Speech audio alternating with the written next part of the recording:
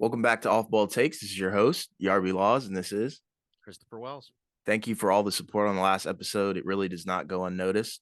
But this week we're dividing this episode into two parts as we have some personal matters that we need to take care of this weekend.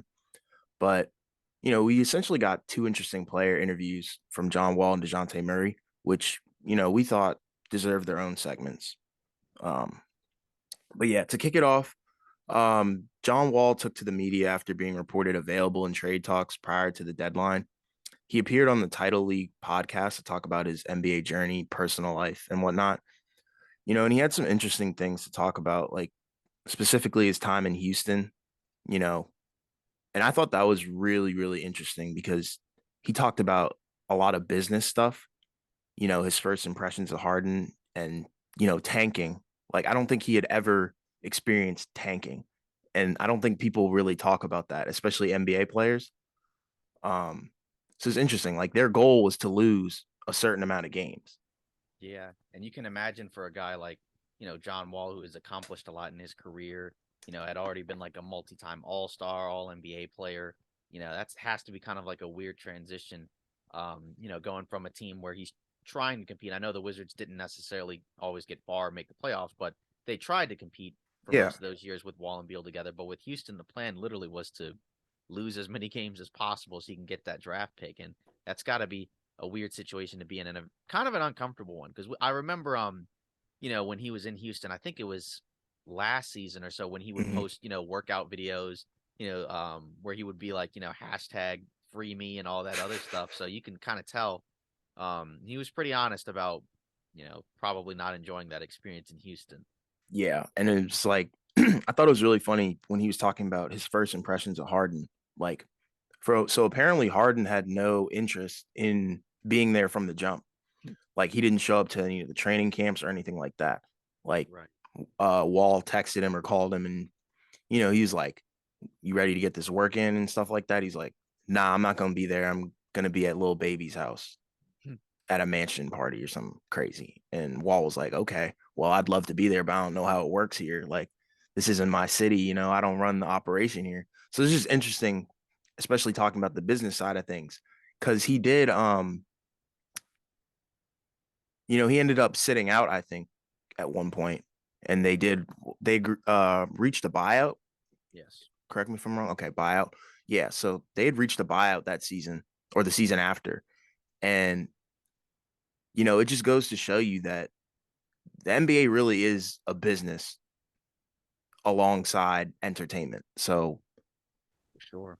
yeah, Because when you think about it, like for Wall, I mean, part of him, I guess being sent home reportedly was him wanting to play significant minutes, wanting to play a role on that team.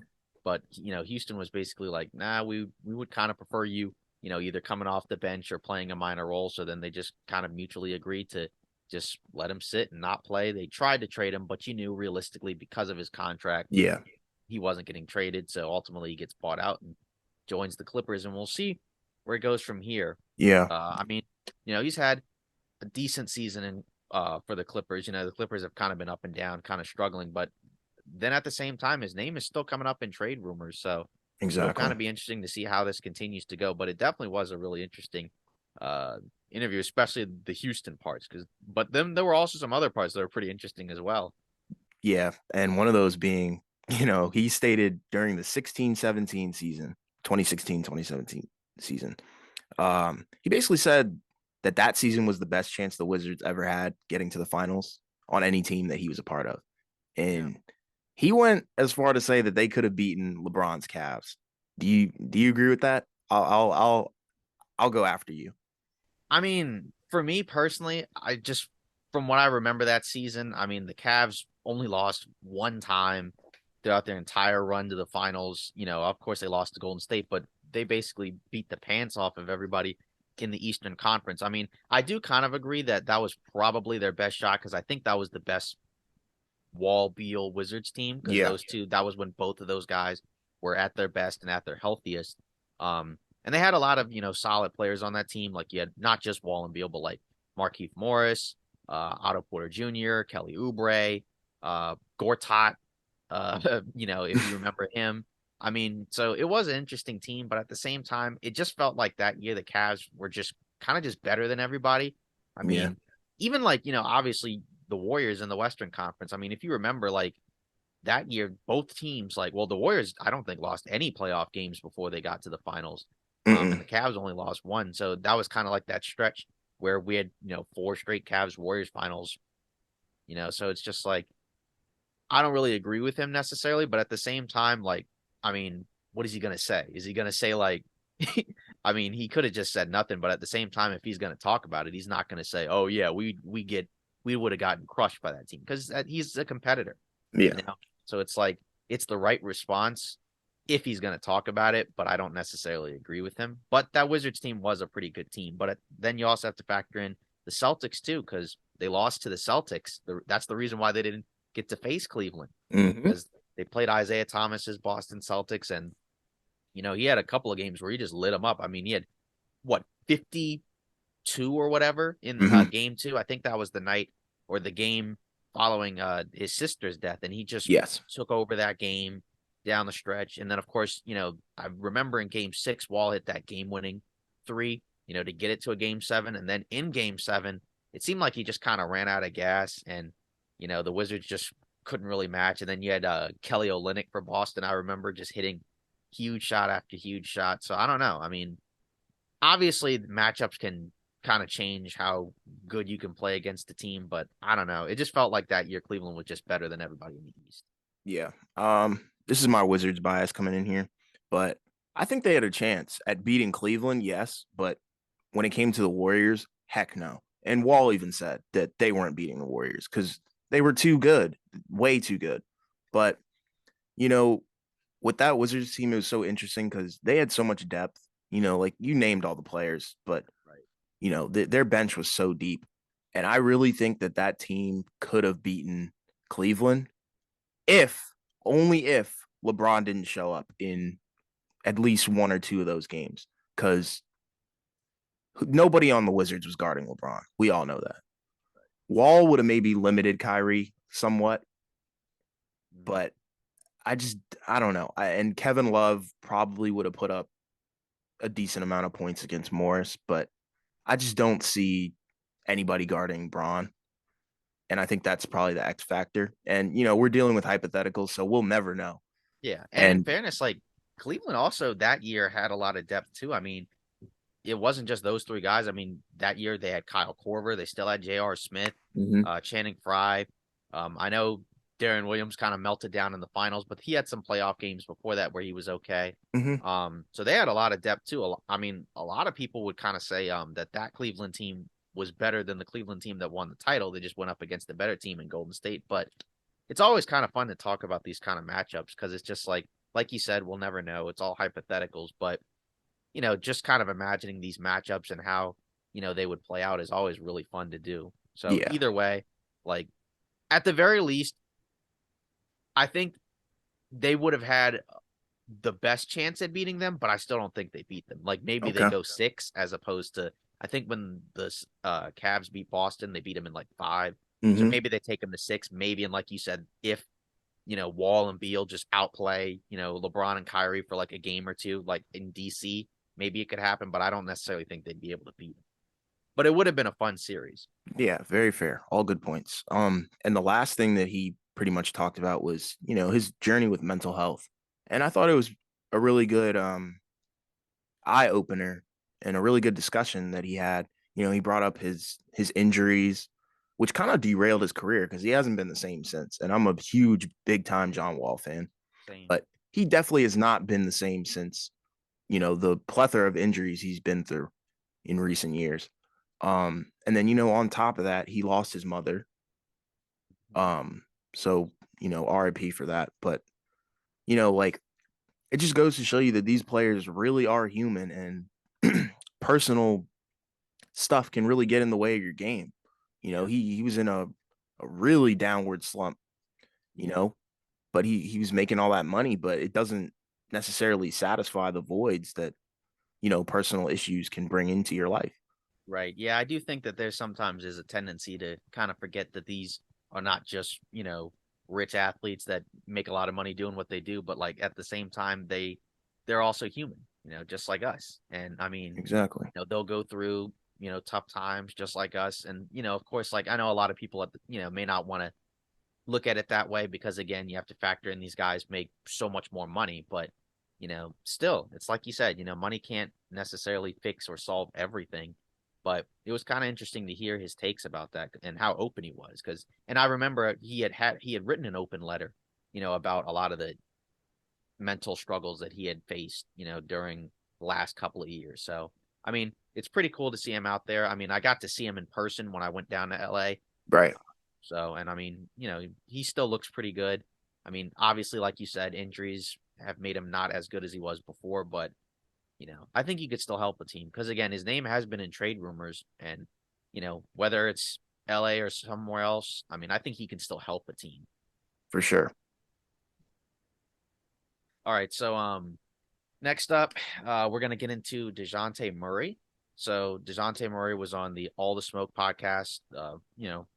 Always a very interesting podcast. Steven Jackson, Matt Barnes, and they went into a ton of topics.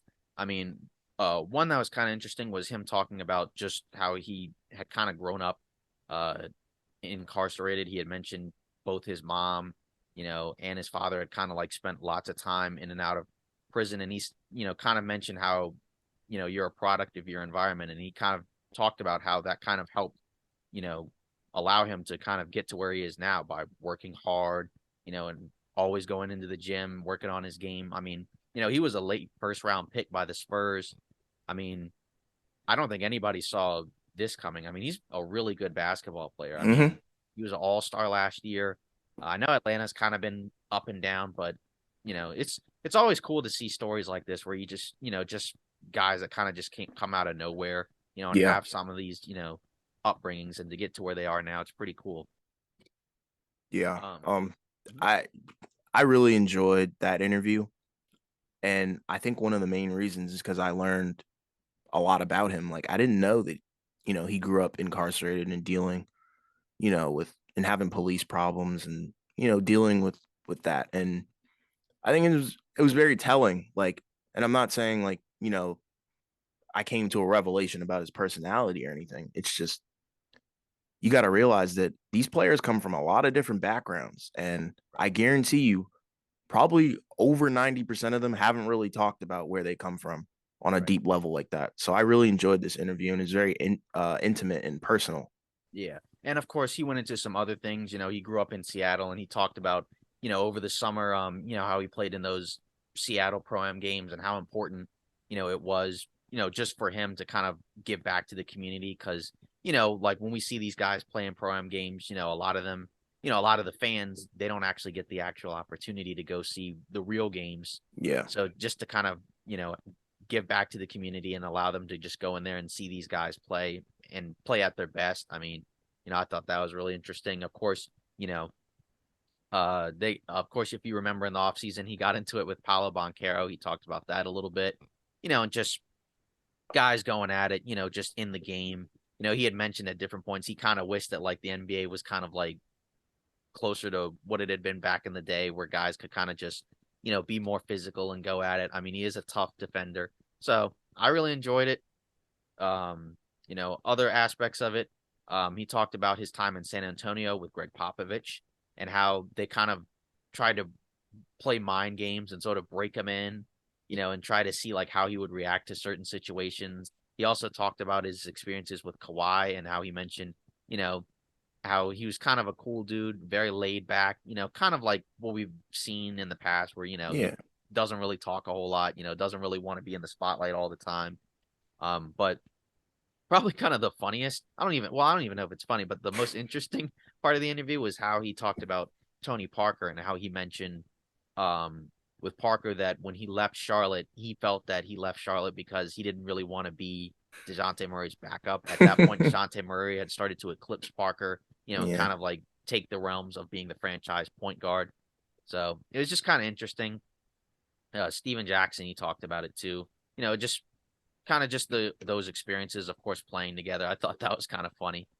Yeah. And like I low key always thought, Parker was just like Kawhi, where you didn't hear too much about him. He didn't really express much. So I kind of find that very interesting that he didn't want to give up the reins of the starting point guard position, and that potentially is why he was in Charlotte. I thought that was a highlight, major highlight. Like I don't know, that just doesn't strike me as a Tony Parker kind of thing. You know what I mean? Yeah, it's just he just seems like a guy that you just normally don't hear a lot about. I mean, obviously like they had talked in the past about like, their experiences like with or Tony Parker had talked about his experiences like with Duncan, and how initially when they first played, like they didn't really speak to each other at all. But it's just kind of interesting because again, like I hadn't even really thought of Tony Parker in a while. I know he kind of owns the French team that Victor Wembanyama plays for, but you know, it was just kind of cool. Murray seems like a really interesting dude. He seems like a, really honest guy. He definitely had a lot of interesting things to talk about. So, I mean, if you get a chance, you should check out, the interview just to kind of hear him talk and all those things. I thought it was really good. Yeah, we'll link both in the description.